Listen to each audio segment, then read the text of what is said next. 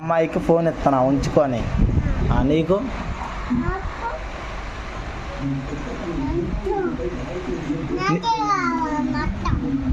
నీకే కావాలా?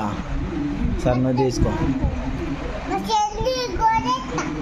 ఈ చెల్లికి కూడా ఇస్తావా? అది ఫోనా ఫోన్ కాదా?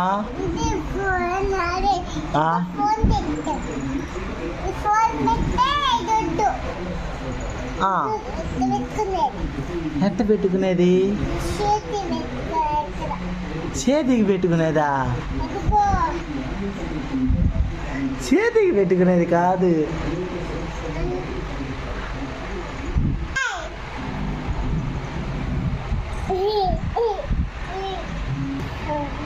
అది ఫోన్ కాదు మా.